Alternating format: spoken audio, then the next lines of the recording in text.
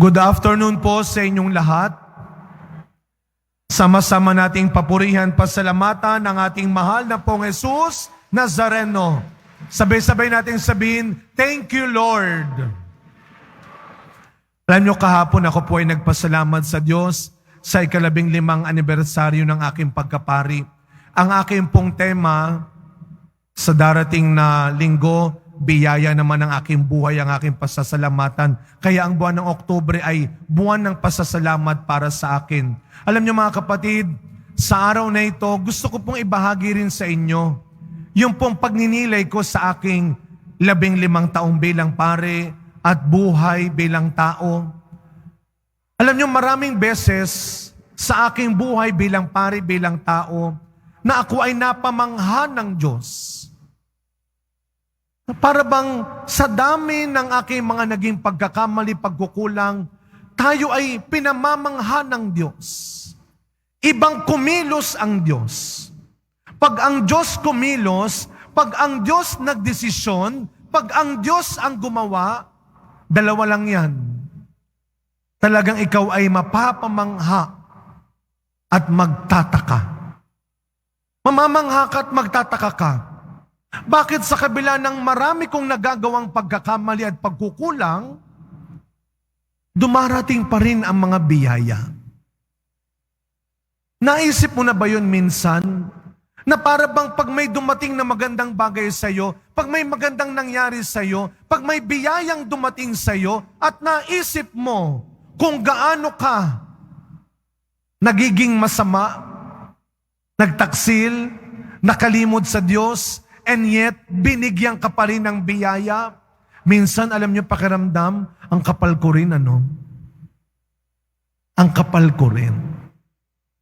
Parang wala akong nagawang mali. Parang wala akong nagawang masama. At araw-araw, hindi man tayo maging tapat, ang Diyos mananatiling tapat at totoo sa Kanyang kabutihan sa atin. Palakpakan ulit natin ang ating Panginoon. Isang malakas na palakpak ng pasasalamat para sa katapatan ng Diyos para sa atin. Kaya nga, yung unang pagbasa natin, yung unang pagbasang narinig natin, ano ang sabi sa aklat ni Propeta Malakayas? Ano ang sabi ng Panginoon? Ang bigat ng sinasabi ninyo tungkol sa akin. Big words ang sinasabi ninyo. Ano yung madalas din natin naiisip na sinasabi ng ating unang pagbasa? Panginoon, bakit yung mga walang ya lalong pinagpapala? Unfair. Ako itong nagsisikap gumawa ng mabuti, ako pa yung ginagawa nila ng mali. Ako na itong tumutulong, ako na itong nagkukusa, ako na itong nakakaalala sa kanila, ako pang napapasama. Unfair. Bakit ka namang ganyan, Lord? Kung sino pa yung gumagawa ng mali, yung kapitbahay ko, yung kamag-anak ko, yung kakilala ko, na alam ko marami itong ginagawang kalokohan. And then, pinagpapala, sila pa yung kumikita ng malaki, nandadaya nga sa tinda nila. Sila pa yung mas nakakaangat-angat. Unfair. Akala natin hindi nakita ng Diyos yon? Akala natin nakalimutan ng Diyos yon? No. Lagi nating tatandaan ito. Hindi bulag, hindi bingi, hindi manhid ang Diyos.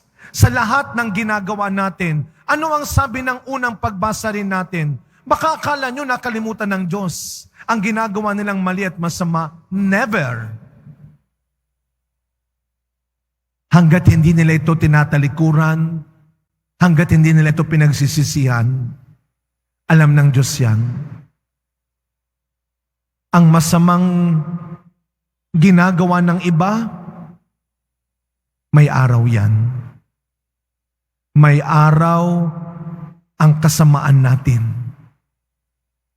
Pero may araw din ang kabutihan natin. Kaya nga, anumang mali at masamang ginagawa natin, huwag mo isipin walang nakakita. Huwag mo isipin walang nakakaalam. Sira ulo lang ang magsasabi niyan. Dahil laging may Diyos na nakakakita. At yung mga kabutihang ginagawa mo ngayon, yung magandang binibigay mo sa ibang tao ngayon, huwag mong panghihinayangan yan. Mabuti kang tao. Panghawakan mo yon. Kapitan mo yon. Yun ang kailangan mo. Kaya nga ano ang sabi sa ating ebanghelyo ngayon? Walang masamang ginawa ang Diyos. Kung yung masasama na kapagbibigay ng mabuti sa kanilang anak, paano pa kaya ang mabuting ama natin? Kanina po sa ating Thursday ngayon, na-miss ko ng 2 linggo dahil tayo ay naglingkod ng 2 linggo sa mga kapatid natin sa gitnang silangan sa Middle East. Ipagdasal natin ang mga nasa Israel ngayon. Silang mga siguro, kung tayo ang nasa sitwasyon nila, hindi malabong isipin nating, Panginoon, nasaan ka? Palakasin natin ang loob nila. Wala man tayo sa tabi nila, may pananagutan tayo para sa kanila. Ipagdasal natin ang kaligtasan nila, higit sa lahat ang pananampalataya nila. Na huwag silang makakalimot na may Diyos pa rin na tatapos ng kasamaan ng tao.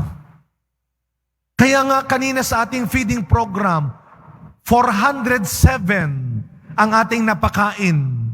Yung aming reflection kanina, yung aming katisismo kanina, sa tingin niyo po ba, sabi ko sa kanila kanina, plano ba ng Diyos na wala kayong bahay ngayon?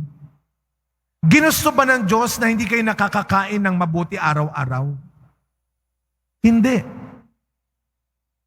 Walang masamang hinangad ang Diyos para sa tao. Walang masamang ginawa ang Diyos para sa tao. Yan ang lagi nating tatandaan. At kung meron mang nangyayaring masama sa mga taong gumawa ng masama sa iyo, huwag mo isiping ang Diyos ang gumanti.